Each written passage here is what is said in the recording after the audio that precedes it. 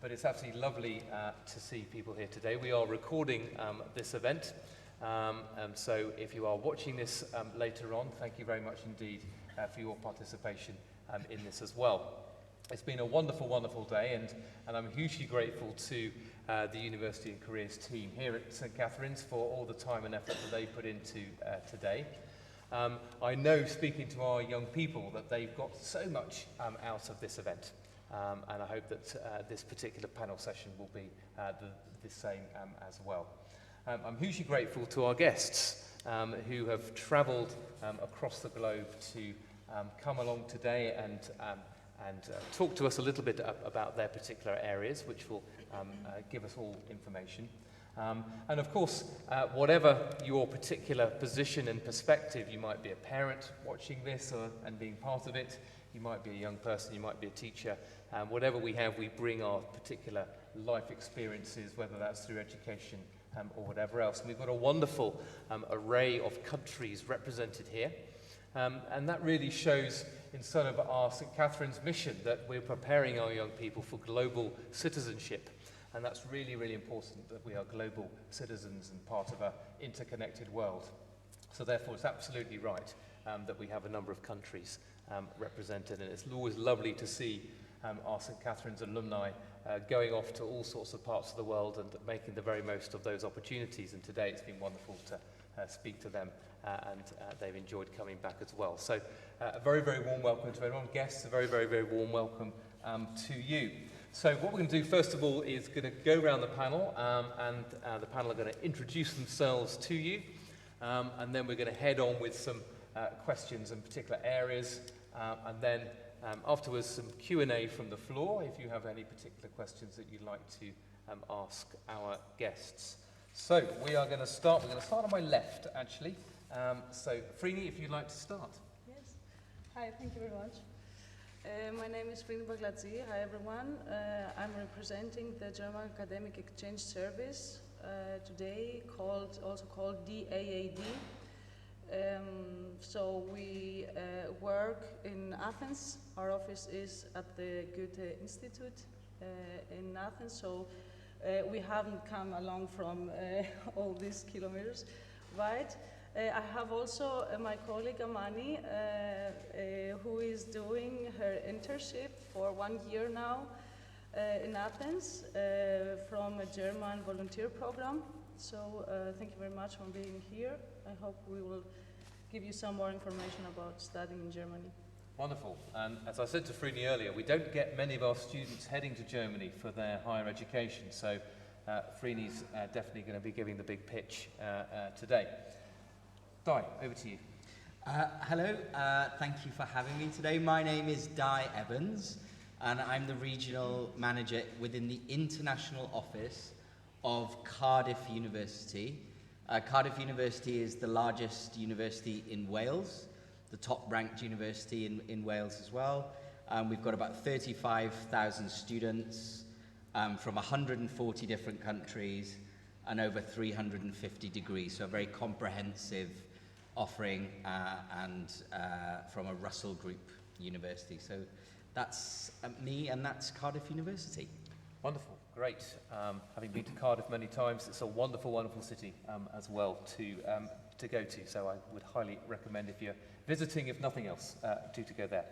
And representing Canada, I would say it's a bit like the Eurovision Song Contest here as I go through these countries. Representing Canada, we have Lyssa. Would you have to say a little bit about you? Sure. My name is Lyssa Paquette. I actually am just sitting in, as Neil has shown up here, so he will be able to come on stage and represent the Canadian office in Athens, but I am representing a Canadian university here today, so I can answer any of your questions that you might have after the presentation. You feel free to come to my booth, but my colleague has now arrived, so I'll let him take the floor. Great. Wonderful. Lyssa, you're very welcome. I don't bite, don't worry. Neil, we'll let you get settled. Neil, would you like to say a little bit about Canada and introduce yourself? Hi, I'm Neil Swain. I'm the Commercial Counsellor at the Embassy of Canada, and we work with universities to do some promotion. Canada's big. We are second largest country in the world, but 1/10 the population of the U.S. I think if you're going there to study, you have to think of us as all individual provinces. We have 10 provinces, 3 territories, and each system is a little bit different, which makes my job quite difficult. And if you're applying or if you're thinking of going, it's really best to communicate with the universities directly. We have a little bit of everything to offer people, and I'd like to say that in Canada, the standard for opening a university is incredibly high. It's really hard to open up a school. And so even the lowest ranked universities are actually quite good. And I know going to Canada is quite far. It's a big commitment. A lot of people ask, the first question is, what are the scholarships? Second question is, can we get some good feta while they're there? And yes, we have both there. And I think it's best to think of it as an experience. I'm from Montreal. I went to university on the East Coast at a small university, and it was a very small university. And we've already produced 1 prime minister and a few ministers, one of which was in classes with me. So even the small universities can give a great experience, and these people who were there became my best friends that I know to this day. And a great example is Bishops, which is this small niche university with really high caliber teachers. So that's, when you're thinking of Canada, think of that, the whole package of the experience. And I can say I guess we're fairly affordable in terms of tuition and cost of living. Neil, thank you very much for that introduction. And representing the USA, we have Thomas. Over to you. Yes, thank you. My name is Tom Biederman. I'm with Suffolk University. We are based in Boston, Massachusetts, in the United States. I'm a Senior Associate Director of International Admission, so I handle recruitment for the university. I'm actually based in Madrid, Spain, so I handle recruitment in Western Europe, countries in Africa, and the Middle East and Gulf regions. And Greece is my favorite country of all the places I visit. I review applications, talk to students, go to college fairs, and help students through the application process. So hopefully I can enlighten you and give you some information about applying to a university in the United States. Fantastic, Tom, thank you very much indeed. And last but definitely not least, representing France, Vincent, over to you. Hi everybody, my name is Vincent Lambert. I'm Chief Officer of the Campus France agency at the French Institute of Athens. My job is to share some information about the universities of France with the families and the interested pupils. Although I'm not sitting close to Fryni, I can say that we are pretty much neighbors because our offices are in Kolonaki, downtown of Athens. So if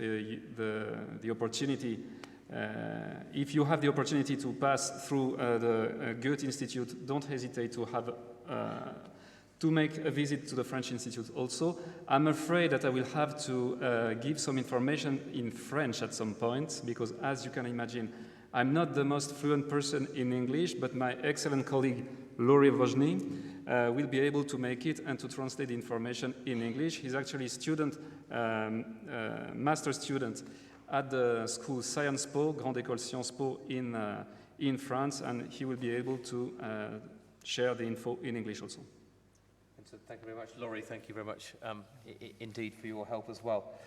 Great, lovely. So let's get started with some of the sort of set questions, if you like. So hopefully these have been well thought through and that they give us lots of good information. So the first one is, what makes your country's higher education system unique and particularly advantageous for international students? Why don't we start, Vincent, with you and or Lauri. So I'll have to switch to French, sorry for that. Le premier avantage du système d'enseignement supérieur français est d'abord et avant tout son côté extrêmement abordable sur le plan économique, puisque pour ceux d'entre vous qui seraient intéressés par des études de licence dans le domaine des universités publiques, le coût des études n'est que de 175 € par an. So the first interesting thing in France to study is the cheap cost of the French universities. For example, if you do a bachelor in France, it will only cost you 175 € for a year, so that's quite low. As long as we speak about public universities, those of you that would be interested in engineering programs will have to afford 618 € per year, which is, I think, quite cheap. In case you are not citizen of the European Union, it might be a bit more expensive. We're talking about less than 3,000 euros per year and less than as long as we talk about a bachelor program, and less than 4,000 euros per year as long as we speak about a master program. L'autre avantage de ce système, c'est la reconnaissance internationale des diplômes qui est garantie en France comme ailleurs et qui permet une très grande mobilité sur le marché mondial du travail. So there's a high international recognition of all French diploma, either in France, in the EU, or in the world. Exactly.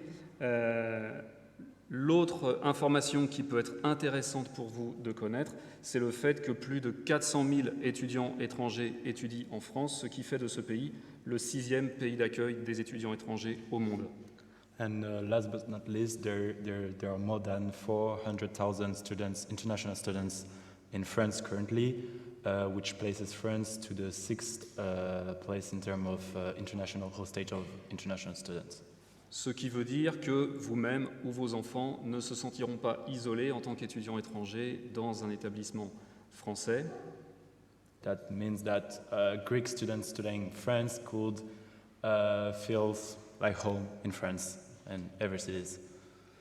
Et la chose que je voudrais quand même préciser, c'est que désormais, l'enseignement supérieur en France comme dans tous les pays a tendance tout de même à s'internationaliser, ce qui fait qu'il est tout à fait possible de choisir un établissement français et de faire un semestre ou une année ou un stage à l'étranger, dont notamment dans un des pays représentés ici. So nowadays, universities in France do propose a lot of international semester, such as a Erasmus program or a traineeship in the international, like I'm doing. So you guys could study in France while taking an experience abroad in a country that interests you. Great, super, lovely. Thank you very much indeed, Vincent and Lauri. So we get a really good flavour there, particularly of the costs, and you've lurched into that question on fees. And actually, I hope that's given us a nice little introduction to the French system. Great. Tom, same question to you about what is particularly unique about the US and why particularly advantageous for the St. Catherine's students. Right, because the US educational system is built on liberal arts. Liberal meaning freedom, coming from liber, and the Latin root that you have lots of freedom to choose your path. The liberal arts curriculum allows students to start out as undecided. So if they have a couple ideas in mind or they're not sure of what they want to study, that's okay. The American liberal arts curriculum allows for that. And there may be universities that have classes to help them decide which path they want to go. So the liberal arts curriculum has that flexibility where they can do a major and a minor. Your major is the main focus, your course of study, but many times students have another area that they're interested in, and they have that other area as a minor. For example, a major in marketing and a minor in psychology. The American liberal arts curriculum allows for students to tap into those passions and make a major-minor combination of the areas that they're interested in. Of course, there's a global reputation that comes with American universities. Everyone knows the most famous ones, and that world-renowned reputation is a prestige for an American bachelor's degree. There's lots of research opportunities where universities receive funding for their students to do research, to get that culture and innovation and discovery that comes along with researching their particular topic. Universities in the US tend to be very culturally diverse. They have students coming from around the world to study at those institutions, and so they're connecting with students from around the world, from different backgrounds, different socioeconomic backgrounds and political persuasions, and that diversity forms a part of their experience at an American university. And of course, there's lots of career outcomes and job market that comes after graduation.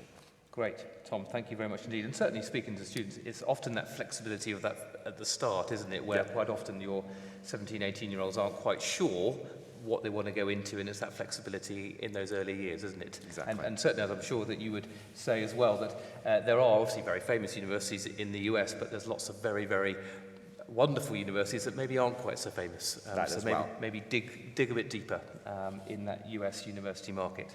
That's very useful. Canadians, I don't know who wants to sort of take that, something particularly unique, and sort of Neil, you've touched on that with the different provinces and the territories and looking more into those and the size of the university. Is there anything else particularly advantageous for our students that studying in Canada would bring? Sure. Just quickly, one thing we do have is the fungibility of credits. So if you take it, similar to the American system where you take a major and a minor, and then after a semester or a year you realize this isn't for me and you want to change your program, you can bring those credits with you. So the credits in Canada, and I think it's the same in the States, they can transfer over so you don't have to start again. So they're very flexible systems that way across the board in Canada. Again, the quality is incredibly high. Toronto University is ranked the fifth best teaching medical hospital in North America, after 4 others in the United States, you may have heard of. And so we just have this really high quality. While you're a student, you're allowed to work on campus to make a little bit of extra money and get that life experience. And if you graduate from a Canadian university, you're eligible for a 3-year up to a 3-year work visa. So you can graduate and then continue working full-time in Canada and get that whole experience. And so it's, I guess that's the thing I'm underscoring here, is that you're going to go far, but away from Greece. But it's a really good life experience that you're going to be getting.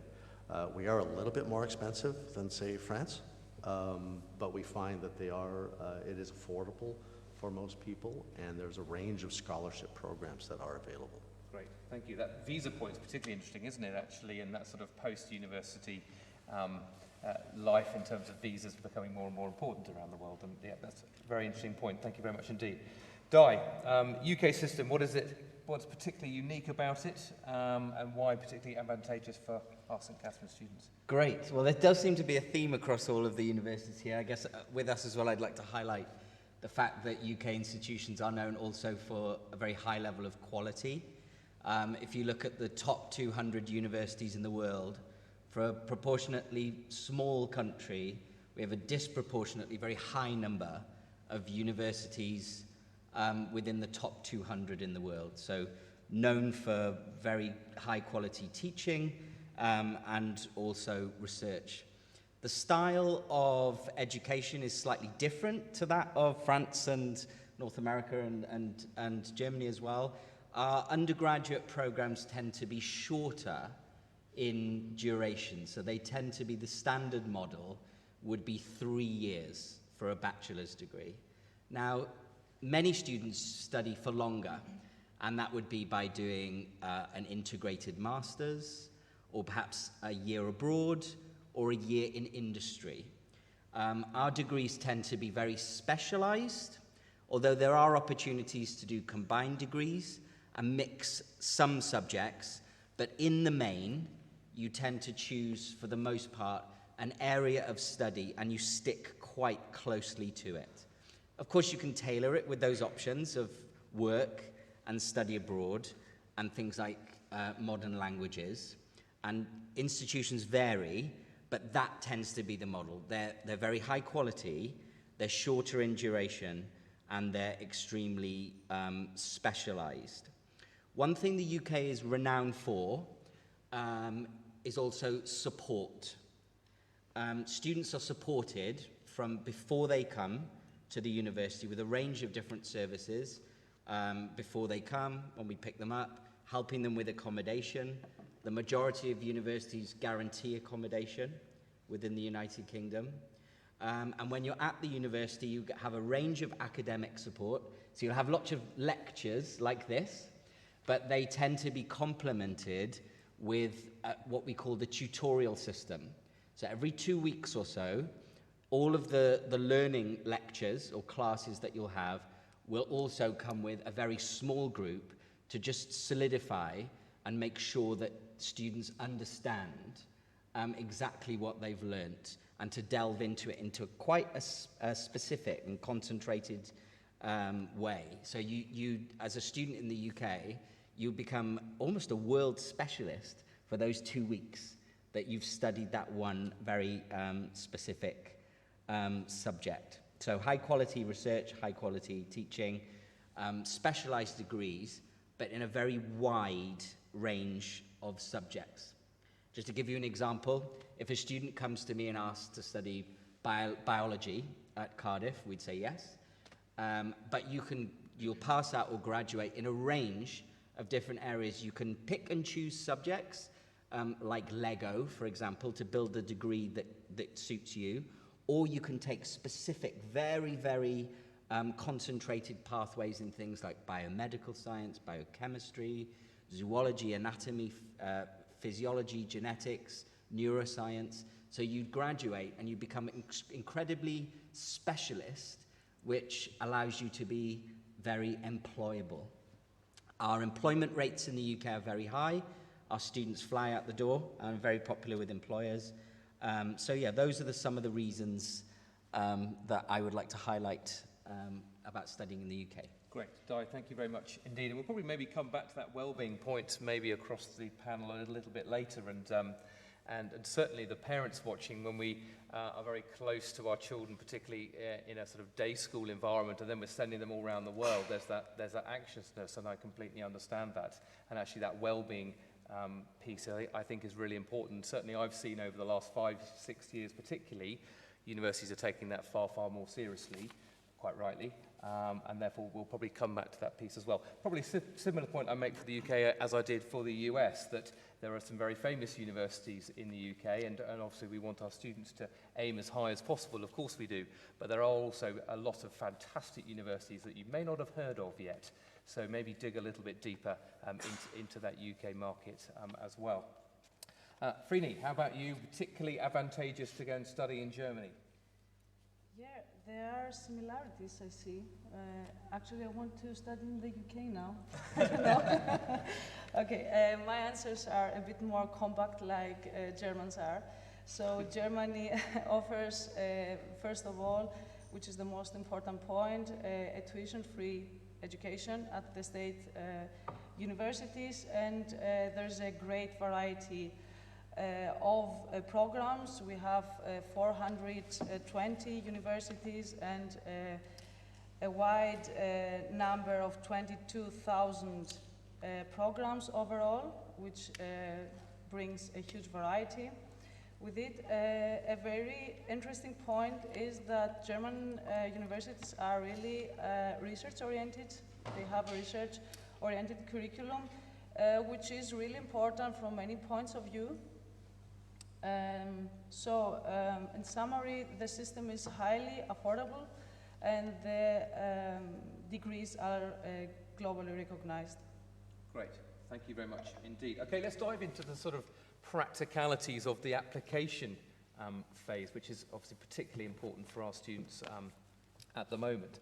Tom, why don't we start with you in terms of the US system? So what are the particular maybe idiosyncrasies or things that you would like to get over to the audience about the application process? Well, there are lots of options in the United States. There are over 4,000 universities in the country. And the application process in the United States is what we call holistic. So it's very fuzzy. And it's not that you need 2 A's and a B on particular exams to study a specific subject. The application process is holistic in taking into consideration the whole student.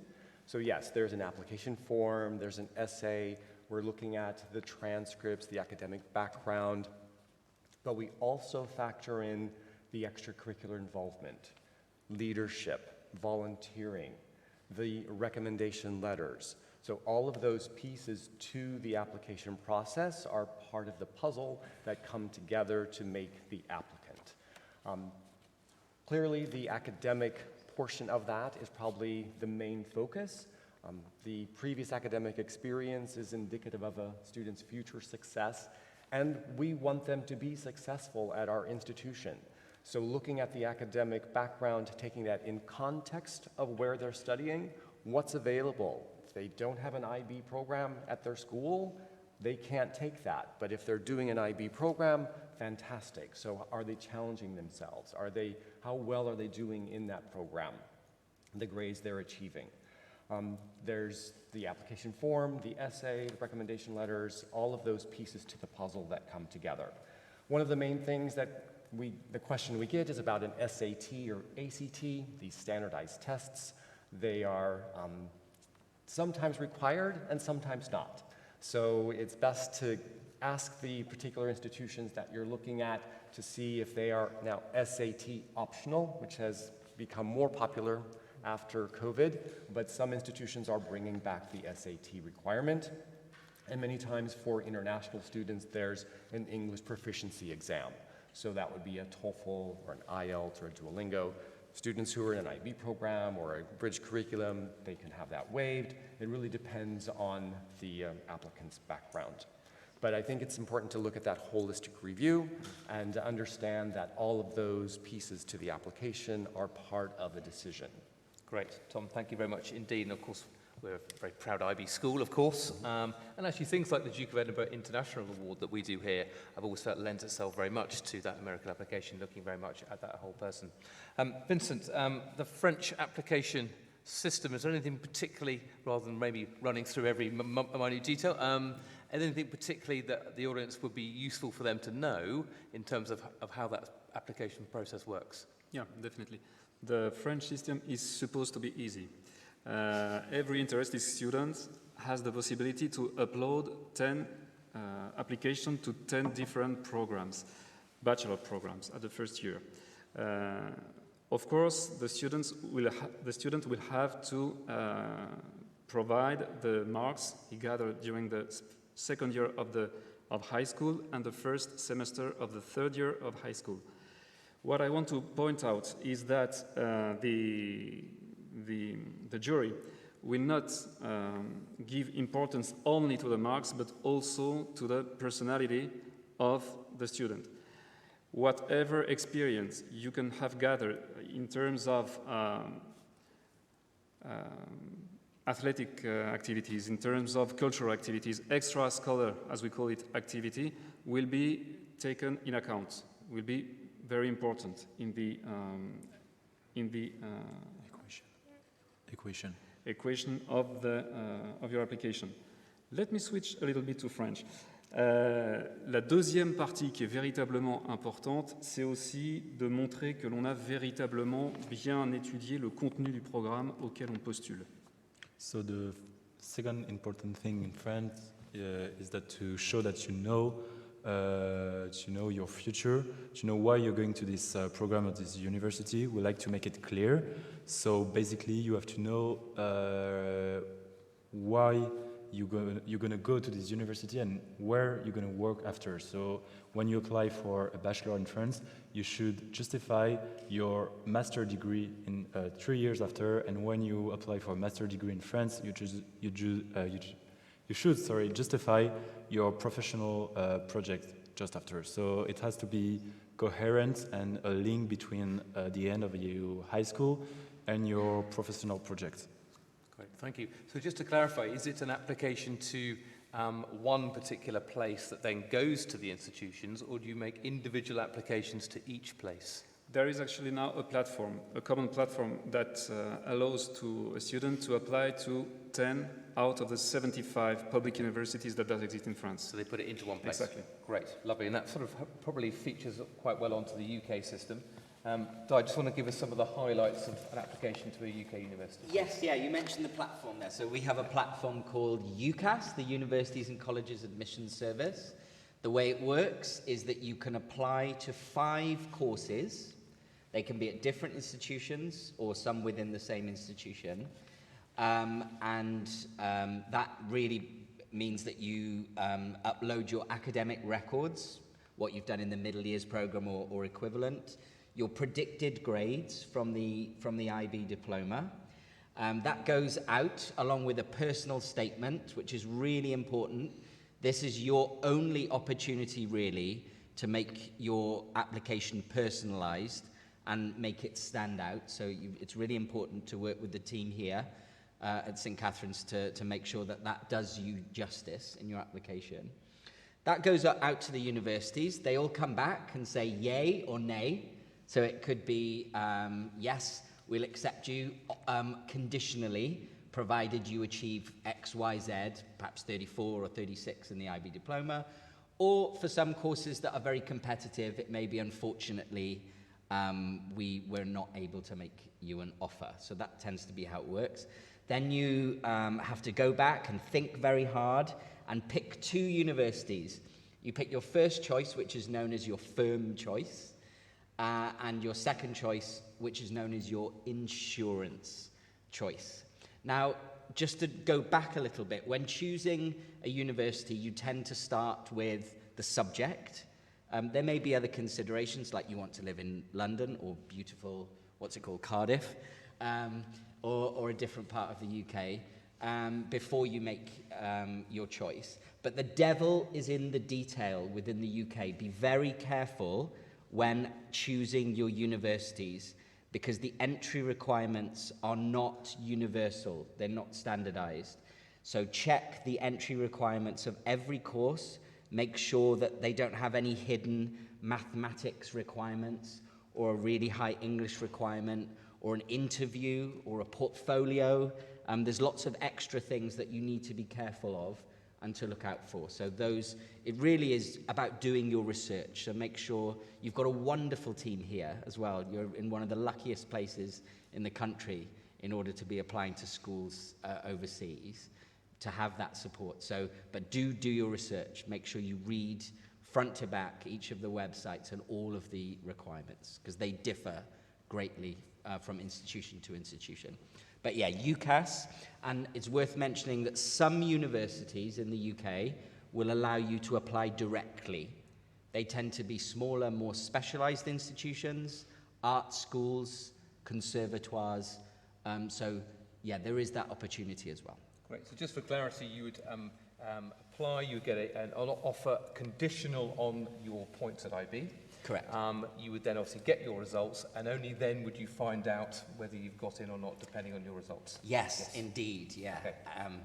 I don't know whether you want me to mention clearing. It might be a bit too much. Maybe a bit much, okay, but yeah, certainly yeah. there are systems on results day, and clearly for us, IB results are 5th of July. Quite often institutions in the UK will then delay saying whether you've got in or not, because they need to wait for the A-level results, which tends to be mid-August. So there tends to be sometimes a delay for some of our students, so just be wary of that. I want to echo Di's point about just being really careful, not only on entry requirements, but also some of the idiosyncrasies of that particular institution. I'll give you an example. Exeter University, I'm from Exeter, has certain courses that are located at a different campus. So look carefully where that campus is. So there's a lovely place in Cornwall called Falmouth, and Exeter University have a study centre down there. So some courses are actually located in Falmouth, not in Exeter.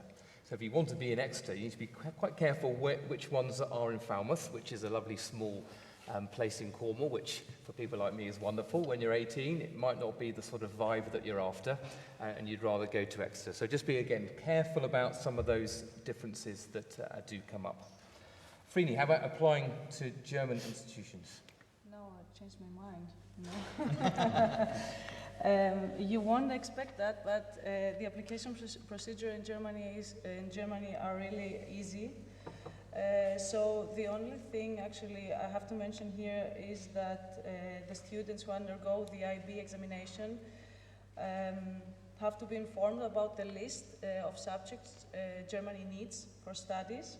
And it's also like in the UK, the universities operate individually. So you have to be careful checking the information on the internet websites about the deadlines and the admission requirements. So in Germany, you can apply to as many programs as you want. The applications are individually. There are some platforms, but it's not standard. Actually, you don't need anything else than the IB or the A levels, whatever.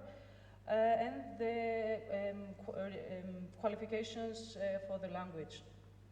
That's it. In rare times, you will need a CV or a motivation letter, but it's not the standard case. Great, thank you very much indeed. Lyssa, Canada system, what's the application system like there?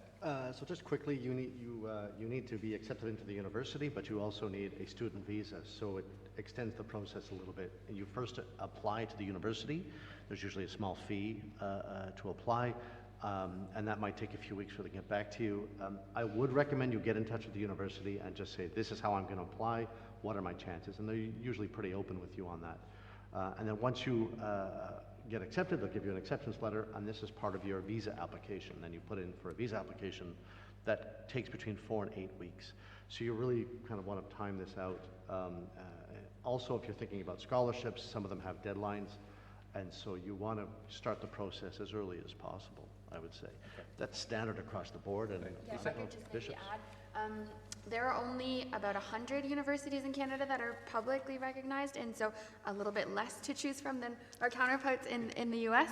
And most universities in Canada have their own application system, and the portals will open quite early just because we know that we do have this visa application process that needs to be done. And so each university's application will open at a different time, but generally early enough, and we'll make conditional offers for the most part on predicted grades for the students in the IB just because of that timeline in terms of processing. So the process is much earlier in Canada for students compared to some of our European counterparts. And so we are generally grades-based, but again, a holistic approach. We are test optional for the most part, so tests can be sent in for supplementals, for example, an SAT or an ACT if students are applying for the US as well. But majority of the admissions offers are made based on grades. Super, thank you very much indeed. So just for clarity, in terms of how we're understanding the application process, if I can be simplistic about it, France have a system where you've got a platform where you apply to one place and then that goes to the institutions. UK, similar system, UCAS, similar platform that then goes to those institutions. Canada, you're applying to individual places. Germany, individual places. US, I believe, is individual places as well. Right, there's a common application. Yes. So they can fill out one application, but have that sent to the different institutions that they're interested in applying to. Great, yes, lovely. Thank you very much indeed. Okay, costs are important, aren't they? I know that as a parent whose child's just finished university, I know it well. And that's an important consideration for us all, of course. So maybe I know that Vincent spoke a little bit about costs, and probably everyone's thinking that sounds wonderful. So could you just maybe summarize in just one sentence, costs of a French university, just to reiterate what you said in your opening section, please.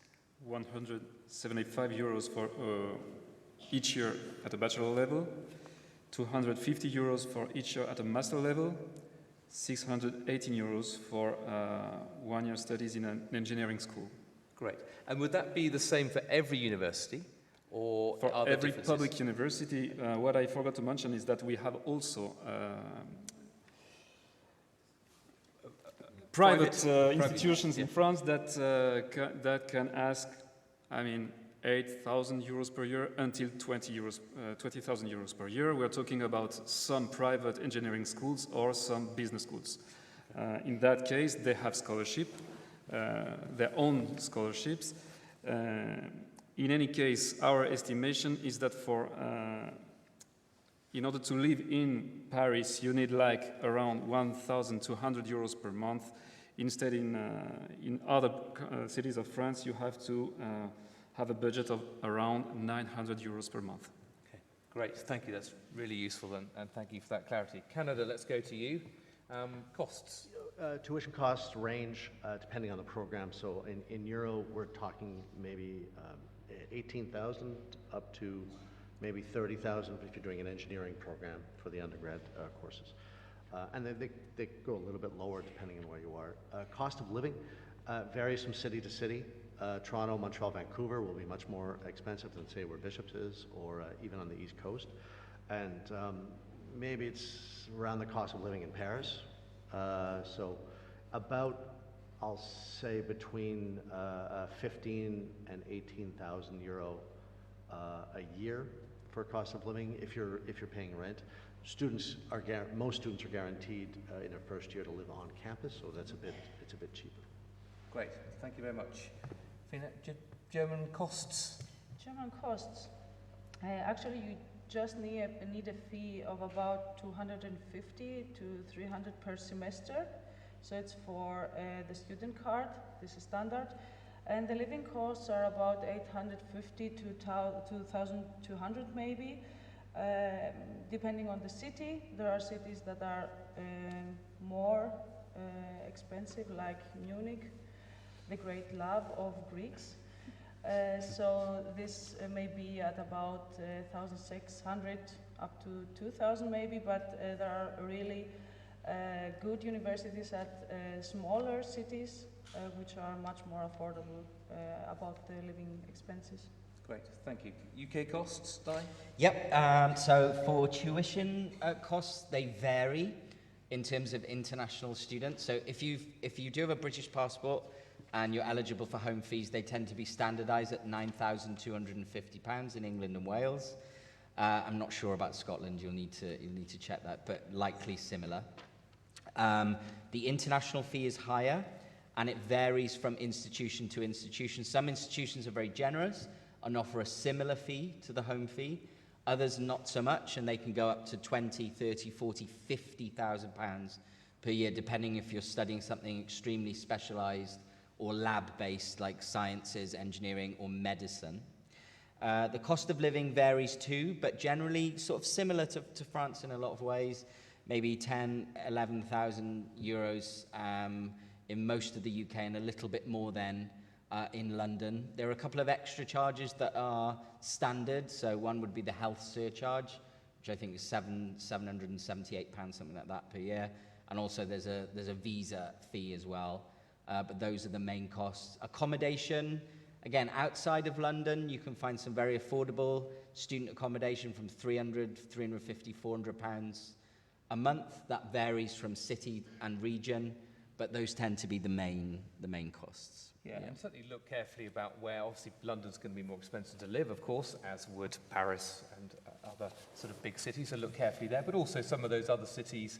I'll give you a good example. My daughter just finished at York, and she was paying about £200 a week, pretty much, on her rent with all the bills, so it was a pretty expensive place. Exeter's quite expensive as well, place to go. So you need to have a look around quite carefully in terms of some of those differences in terms of those living costs. Very useful, thank you. Tom, costs for the US? On the other end of the spectrum. Yeah. The United States is clearly on the other end of the spectrum from my colleagues here. So we need to talk about tuition, right? That is the cost for the actual education. That is the starting price of the university, college, the institution. And there are public institutions and there are private institutions. The public institutions would be a lower tuition fee than a private institution. But I think it's important to not be scared by that sticker price. That is a starting point. And it gives you a point of reference, but the American mentality is to reward the top students or top athletes, and we want to reward them with scholarships. So scholarships are an integral part of the payment process in an American institution. So there are merit scholarships. Those are primarily based on the students' academic performance. They're scoring 6s and 7s on their IBs, all A's on their iGCSEs. They would be eligible for that highest scholarship. And so ask the institutions, what are your highest scholarship? How does that work, to get an idea of what percentage of the tuition could be covered by scholarship. There are tools online, since there are so many different institutions and there's so much variety. The university's websites have tools for you to see what the final cost of the education could be.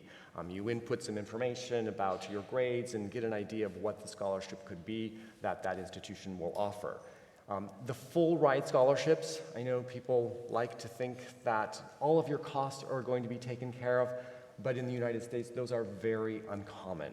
And I think we need to understand that although they exist, they are very uncommon, and most universities will expect there to be a family contribution as much as they can, and they may want to get an idea of what the family can contribute as part of the application process. And if the family has a certain amount of funds available, the university sees that this is a realistic option for them, and if not, they may not offer admission because the funding is not there between what the university can offer and what the family has. There are these need-based scholarships as well. So some universities will look at the family's financial situation and offer some financial support to help offset the costs. So there's a whole package, this financial aid package, that the university will offer the applicant once they receive their admission decision. There are also sports scholarships. I've had lots of questions today from some athletes, and so that is another alternative for students who are really excelling at their sport. This is for exceptional athletes in a particular sport. There's an organization called the NCAA in the United States that really regulates how that process goes. And it's important to start early and follow those regulations.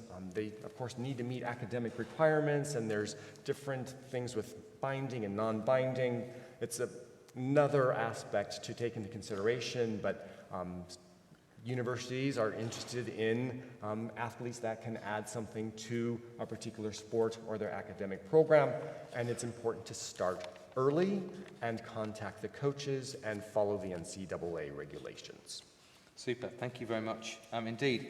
And then the last sort of question we're going to deal with before we go to questions from the floor is about working after graduation. And there might be, you might have fallen in love with living in that country, you might have fallen in love with someone in that country and want to stay there for whatever reason that is. And that's really useful. I'm going to start with Canada actually, because you say something very interesting, I thought right at the start, Neil, in terms of this sort of 3-year visa. Anything else you want to sort of expand on that?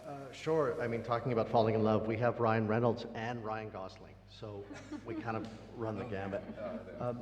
But while you're a student, you have the opportunity to work up to 20 hours. I don't know many students who want to work more than that. You're on campus and up to 40 hours during the holidays. I don't know many students who want to do that, but you have this opportunity. It's part of your stay there as you're studying.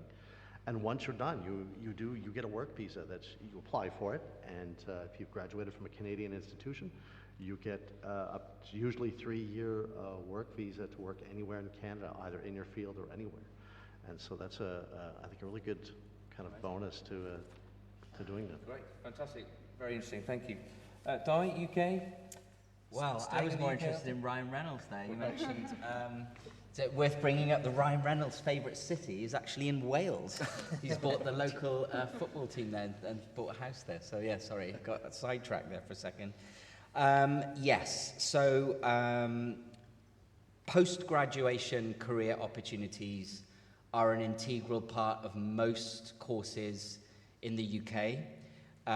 Each program will have their own professional placement advisor to offer placements during the course, upwards of 2 weeks all the way up to a whole year. So that will be, you'll get guidance on that from year 1 at most institutions. There's also a centralized service where we offer enhancement for things like CV, resumes, job fairs, how to improve your applications and cover letter writing and things like that.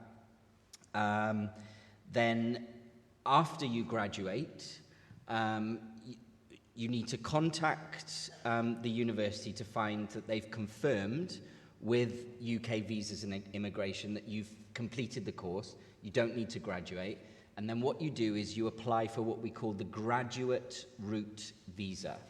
So that allows you to stay in the UK without sponsorship so that you can look for a job. And you have the right to stay in the UK for 2 years after you graduate. And you can do a range of different jobs and employment. You can do volunteer work, you can do internships, just so that it allows you to have that opportunity to find the job, to then be able to sponsor it under a skilled worker visa. The only exception to that rule is that you're not allowed to be a professional sports player, a sports person, all right? So you transfer your student visa, all right, into what we call a graduate route visa, and you need to apply for that before your student visa runs out. Once you've applied for it, it's fine if it runs out. You can stay in the UK once you've applied, and I think it takes somewhere between 4 and 8 weeks. But that's the system, the graduate route visa. It used to be called the post-study work visa, the PSW, if you're aware of that. But now it's called the graduate route. Great, brilliant. 2 years, fantastic, Yeah. lovely. Fryni, how about in Germany? Yeah, actually, I just have to mention the jobless rate, which has been at about 6% in the last 3 years. So the low rate explains the demand in itself. And I have listed the top 10 in-demand job sectors in Germany, which I found really interesting. First of all, the IT, software developments, data scientists, etc. Engineering, the land of industry, a paradise for engineers. Healthcare, doctors, nurses, and other healthcare professionals. Research and development, R&D, is also in.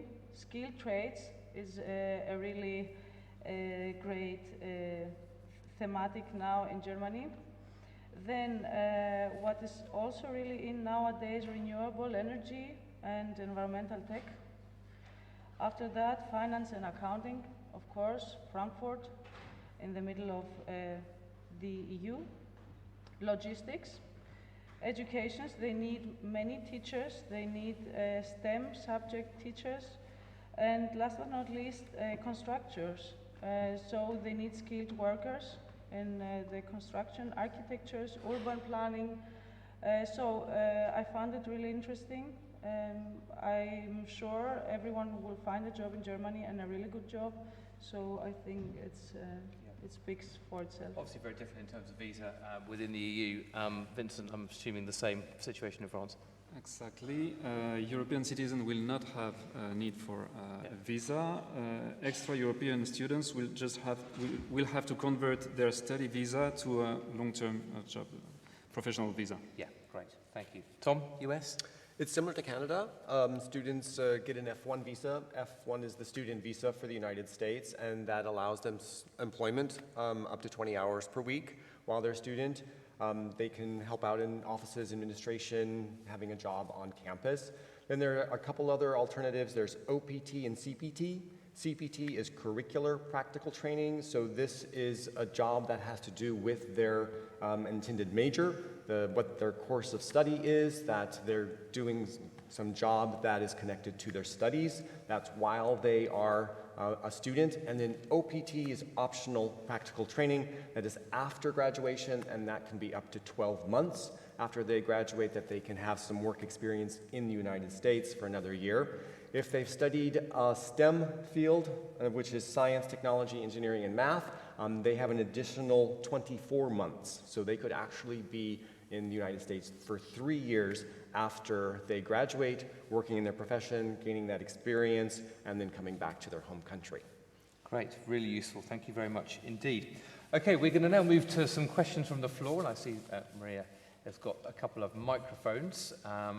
So anyone with a question to any one of our wonderful panelists, do raise your hands. There we go, lady just there.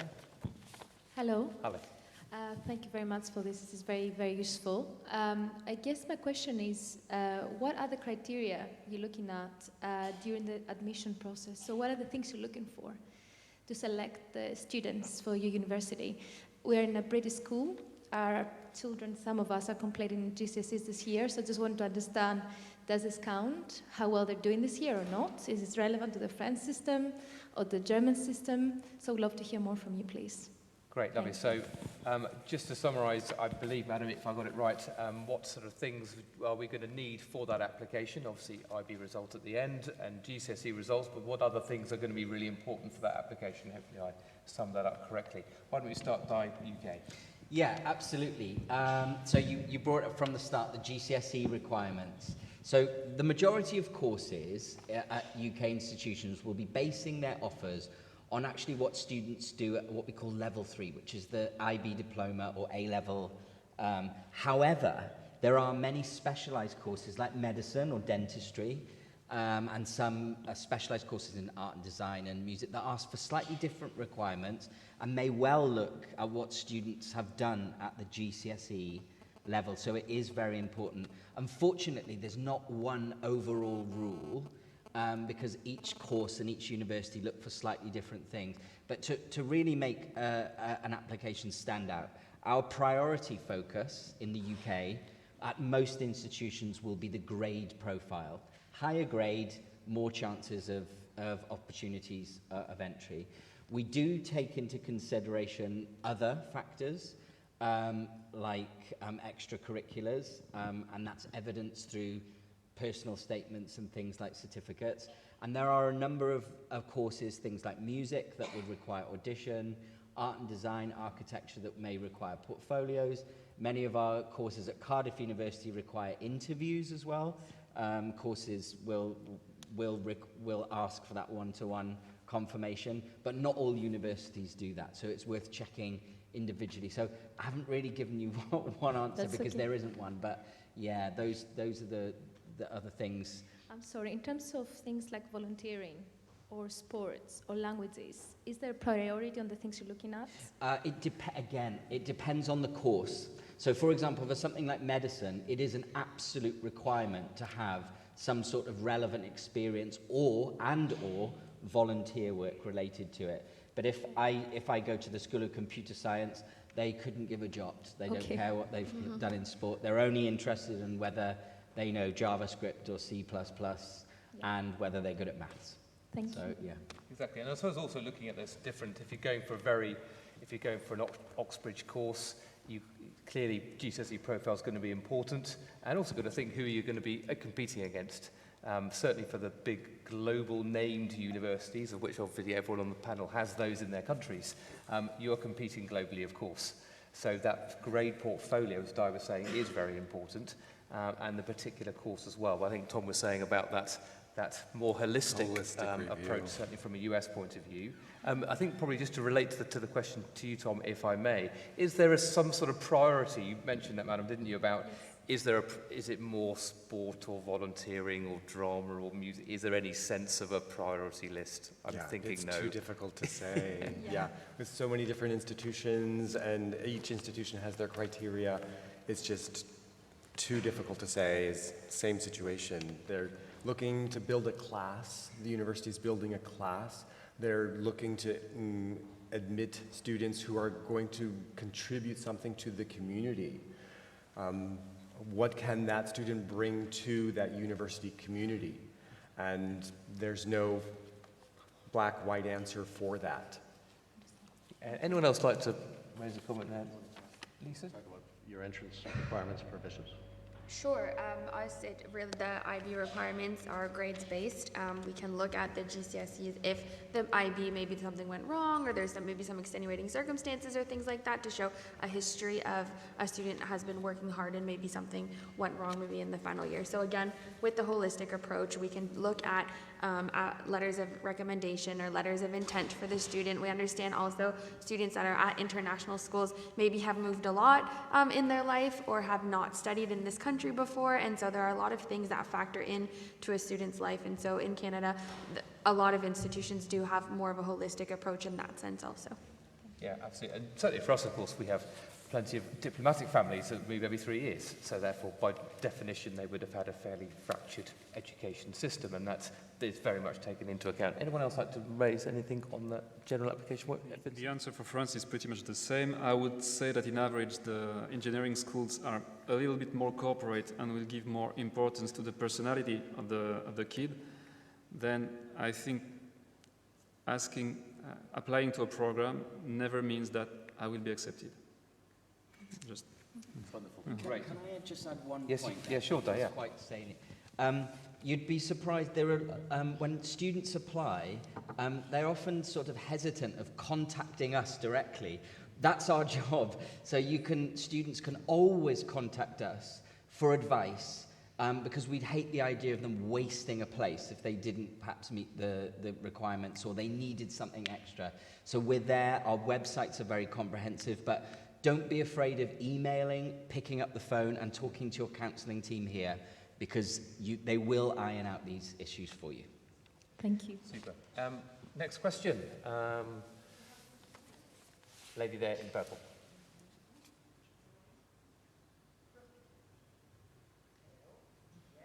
Okay, thank you so much. There My first question will be addressed to the German and to the French universities. My question is, when you're talking about public universities, I assume you're talking about the student has to study in German or in French, right? The language is not English, or? Yeah, the question was about the language in which the course is taught. Fryni?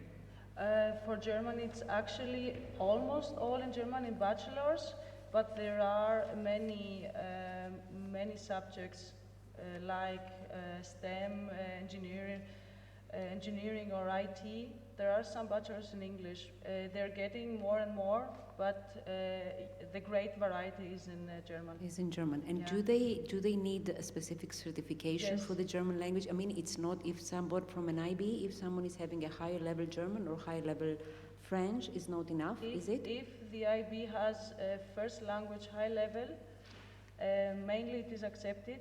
Depends on the university. Ah, okay. But all universities will accept the test DAAD.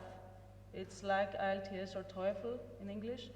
It's a specific test for the university qualification, entrance qualification. It's level 4, is actually level C1.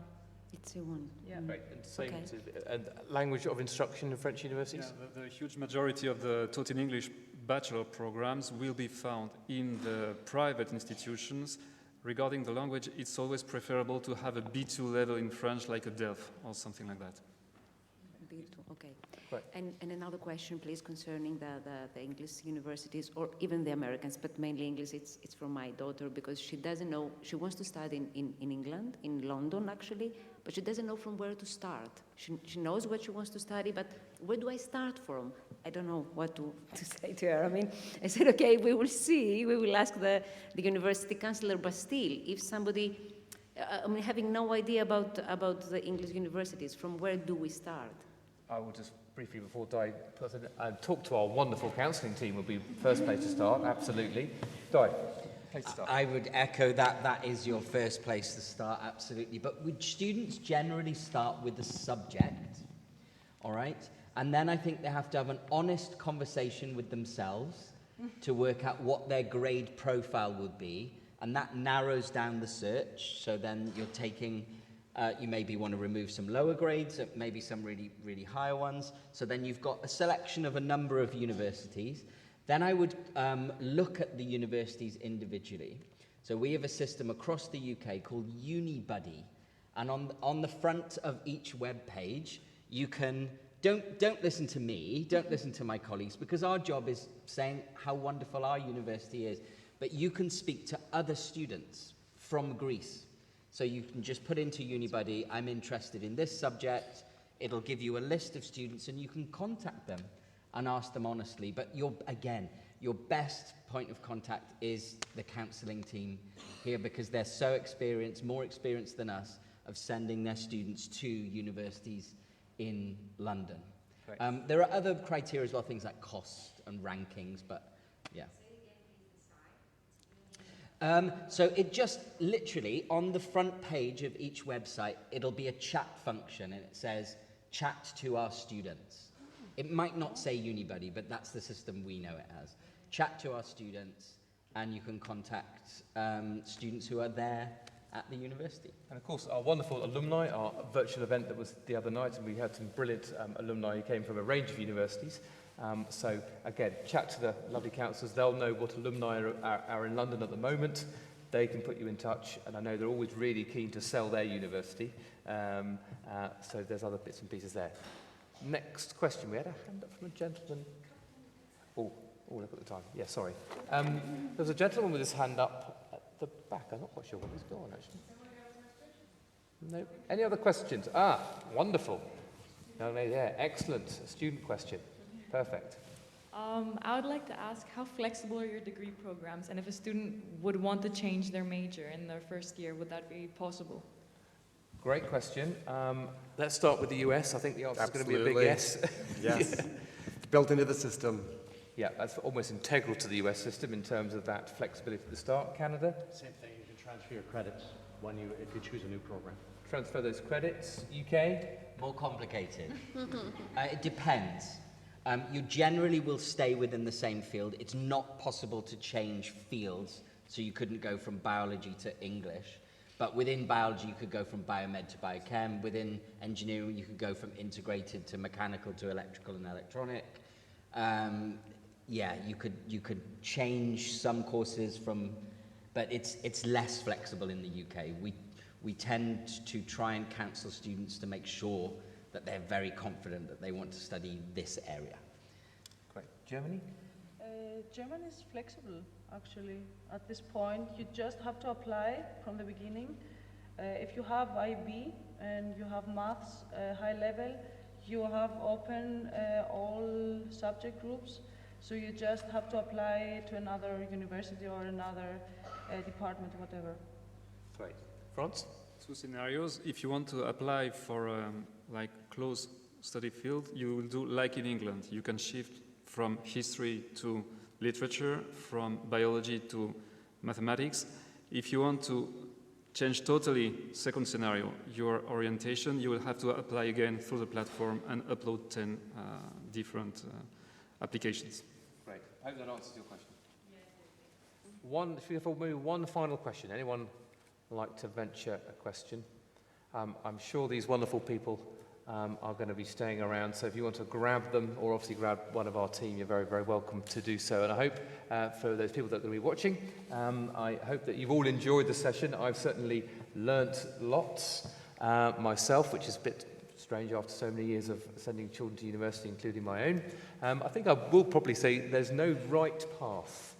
There's no one thing that you think I have to follow this particular path because that's what everyone else is doing. I'd also say sometimes, particularly your 16, 17-year-olds think that everybody else around them knows what they want to be doing and you're the only one that doesn't. You aren't the only one that doesn't. Lots of people don't really know what they want to do either, so have real confidence in that. And ask lots of questions as well. And you're a long time working. There's lots of the world out there to explore, and go and enjoy it. And we've had a really lovely flavour this afternoon from these different institutions. Thank you very, very much indeed to all my guests and colleagues up here. Thank you for your time, and we'll bid you good afternoon. Thank you.